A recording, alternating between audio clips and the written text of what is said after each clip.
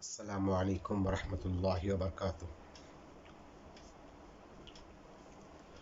نحمدہ ونصلی علی رسولہ الکریم، اما بعد۔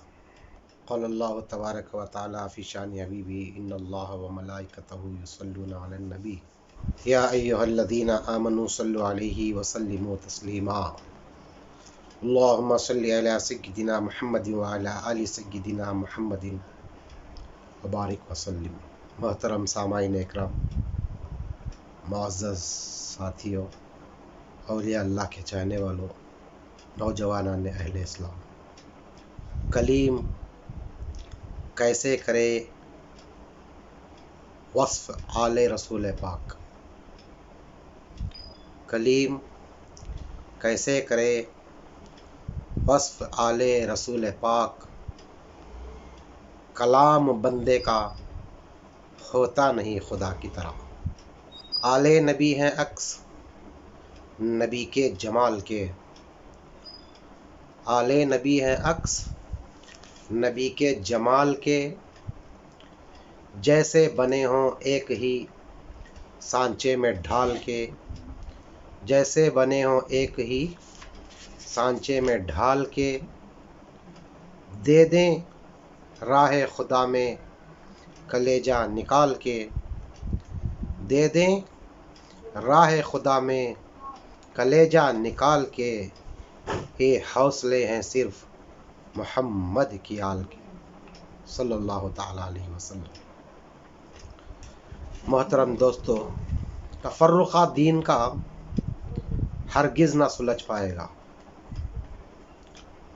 تفرقہ دین کا ہرگز نہ سلجھ پائے گا جب تلک سینے میں شیطانی ہنر باقی ہے۔ محترم سامعین، حضور نبی کریم صلی اللہ تعالی علیہ وسلم اور ان کے اہل بیت اور ان کے صحابہ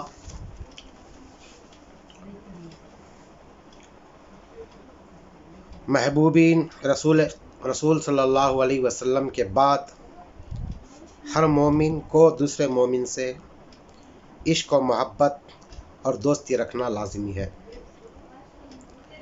ارشاد ربانی ہے، مومن مرد مومن عورتیں آپس میں ایک دوسرے کے دوست ہیں۔ ایمان والوں کا آپس میں بھائی چارگی قائم رکھنا ایک عظیم نعمت ہے جو زمین کے تمام خزانے خرچ کرنے کے باوجود بھی حاصل نہیں ہو سکتا۔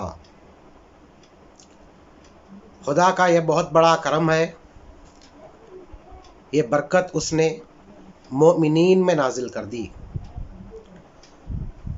اور سورہ انفال میں اللہ تبارک و تعالیٰ نے اس طرف اشارہ بھی فرمایا، اگر تم زمین کی تمام دولت بھی خرچ کرتے تو، اگر تم زمین کی تمام دولت بھی خرچ کرتے تو ان میں محبت پیدا نہ کر پاتے، لیکن اللہ نے ان میں محبت پیدا کر دی۔ صد افسوس، اس دور پرآشوب میں بے شمار لوگ کلمہ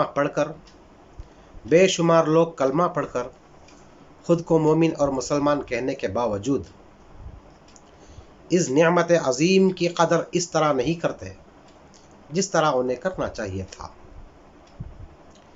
یہی وجہ ہے کہ دشمن تنظیموں اور مخالف محاذوں کو مذہب حق اور مذہبی اصولوں کے خلاف کھلی ہوئی سازشیں کر کے دعوت حق کی کڑی کو روکنے اور مؤمنین کے جذبات کو مجروح کرنے کی جرأت حاصل ہے۔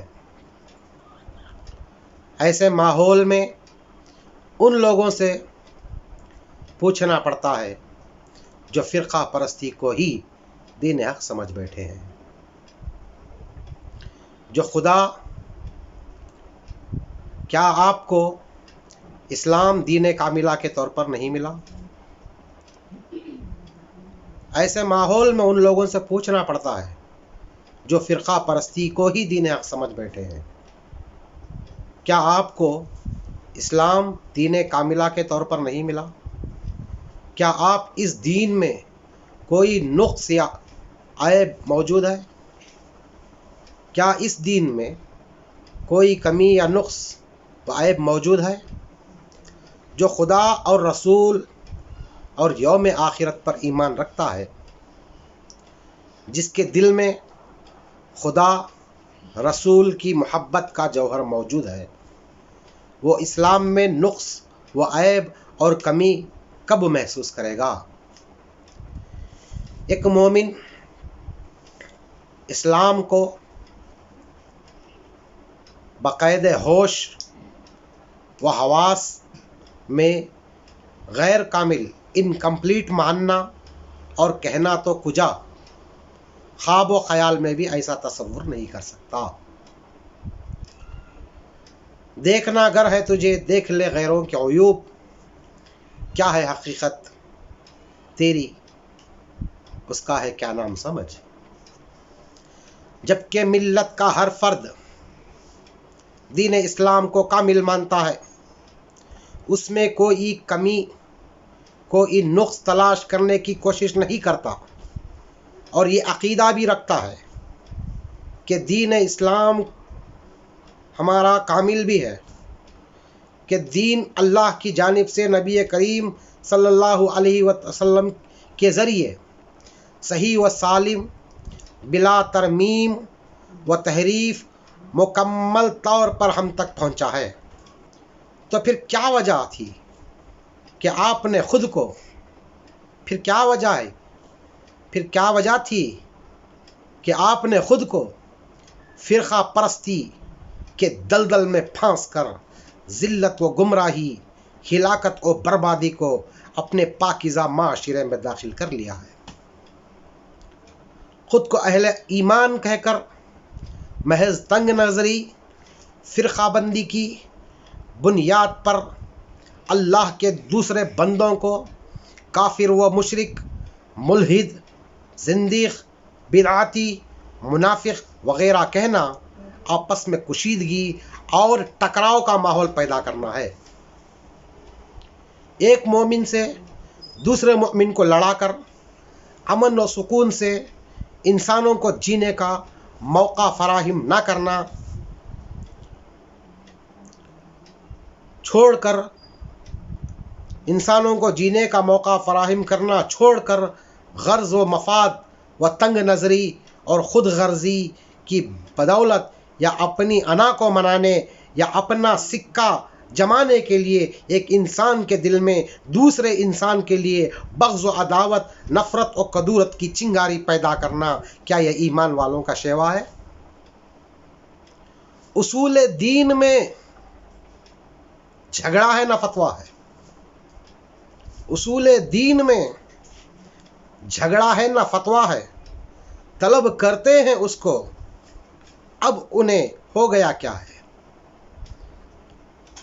اصل میں دین ہے اتنا کہ ان کا بن کے رہ جاؤ۔ اصل میں دین ہے اتنا کہ ان کا بن کے رہ جاؤ۔ بتا دو دین و ایمان کو، اس کے سوا کیا ہے؟ محترم دوستو اور سامعین اکرام، دوسری اہم بات یہ ہے، اسلام کو جامع و کامل بنانے کے لیے کسی نئے فرقے کی ایجاد کی ہرگز ضرورت نہیں ہے۔ اسلام کو جامع و کامل بنانے کے لیے کسی نئے فرقے کی ایجاد کی ہرگز ضرورت نہیں ہے، کیونکہ اس حقیقت سے ہر کوئی واقف ہے کہ اسلام دین حق کے طور پر نبی اکرم صلی اللہ علیہ وسلم کی حیات طیبہ میں ہی کامل و جامع تھا۔ اسلام کو دین کاملہ اور نبی کریم صلی اللہ علیہ وسلم کو خاتم النبیین ماننے کے بعد اپنی حالت زار کا جائزہ لیں۔ محترم سامعین، کیا آپ کا دین وہی ہے جو نبی اکرم صلی اللہ علیہ وسلم، صحابہ اکرام رضوان اللہ تعالی علیہم اجمعین، ائمہ اولیاء اور عظام کا دین تھا، یا آپ نے دین حق میں اپنی طرف سے کچھ شامل و شمار کر دیا ہے؟ کیا مفاد پرست مولویوں، رسمی صوفیوں کو دین اسلام پسند نہیں آیا، جو ان کو نئے فرقے بنا کر دین کا شیرازہ بکھرنے کی ضرورت محسوس ہو گئی؟ اگر آپ نے دین کو کتاب و سنت میں محصور اور محفوظ پایا ہے تو پھر جدید فرقوں میں ملت کو تقسیم کرنے کا حق تمہیں کس نے دیا ہے؟ چند پیر ایسے بھی ہوتے ہیں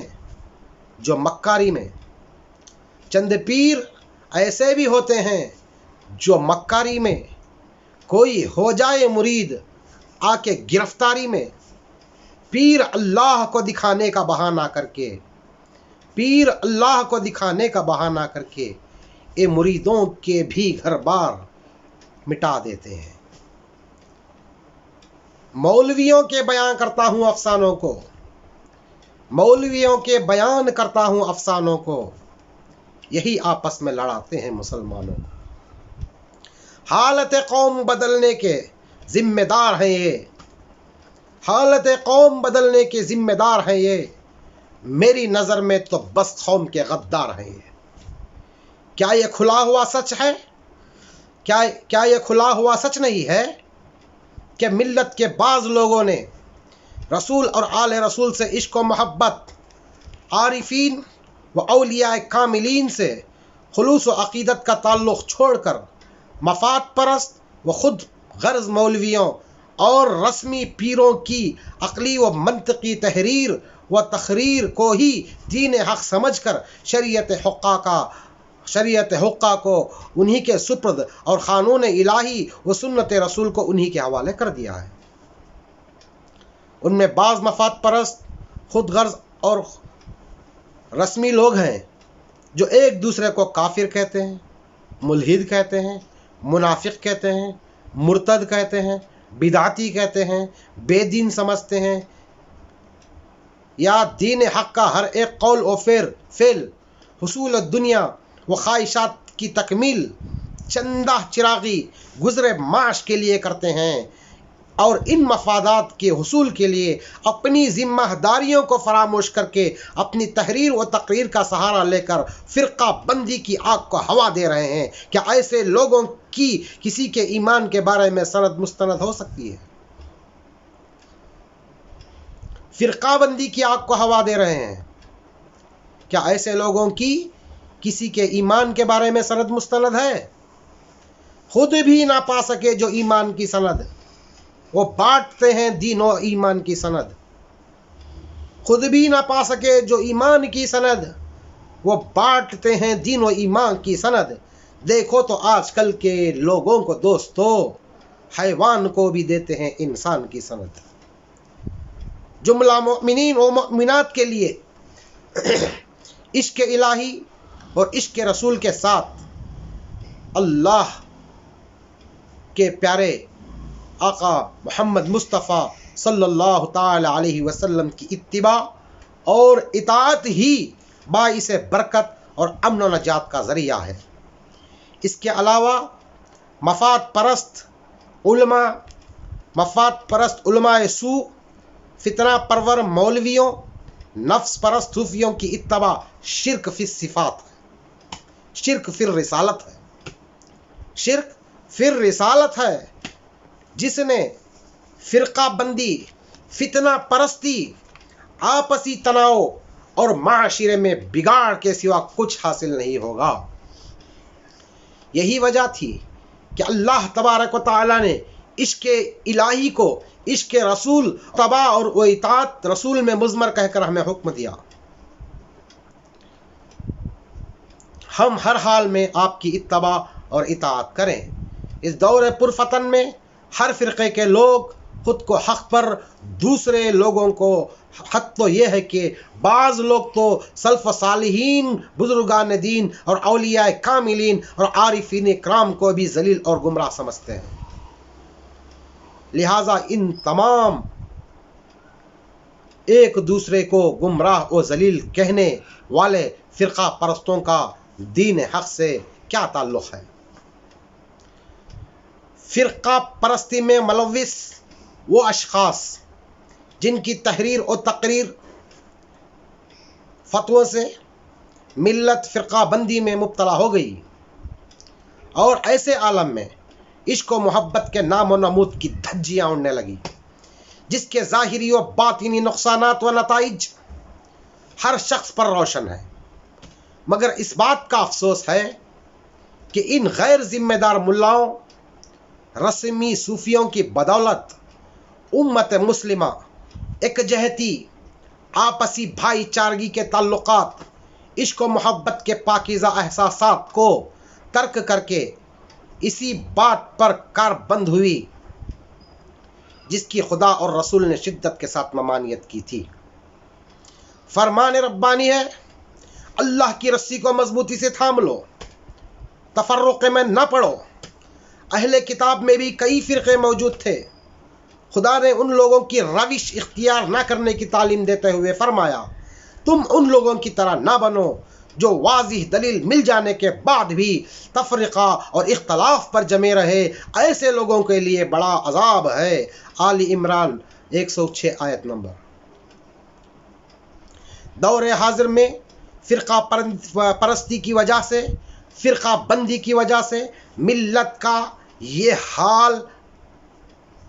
حال نہیں ہے کہ ہر کتاب و سنت کے ٹھوس دور حاضر میں فرقہ بندی کی وجہ سے ملت کا یہی حال نہیں ہے کہ کتاب و سنت کے ٹھوس دلائل مل جانے کے باوجود بھی اپنی عقل و منطق اور عرض و مفاد اور رہبرنما رہزنوں کے فتنہ پرور خیالات پر کیا امت جمی ہوئی نہیں ہے؟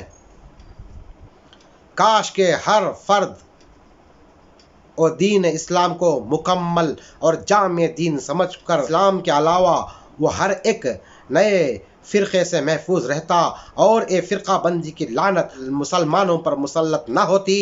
اور خدا اور رسول تو تمام مسلمانوں کو ایک ہی جماعت اور امت رکھنا چاہتے ہیں، اور یہ تمہاری امت ایک ہی امت ہے اور میں تمہارا رب ہوں، مجھ سے ڈرو. سورہ مؤمنون آیت نمبر 160. چنانچہ ہماری توجہ کا مرکز ہر حال میں دین اسلام ہی ہونا چاہیے، کیونکہ زندگی کے ہر معاملے میں کتاب و سنت پر جمے رہنا مسلم معاشرے کو فرقہ بندی کی لعنت سے نجات دلا کر حق شناسی، حق پرستی کی طرف لے جانا ہے. اختلافات اور فرقہ بندی کی لعنت سے نجات دلا کر حق شناسی پرستی کی طرف لے جانا ہے.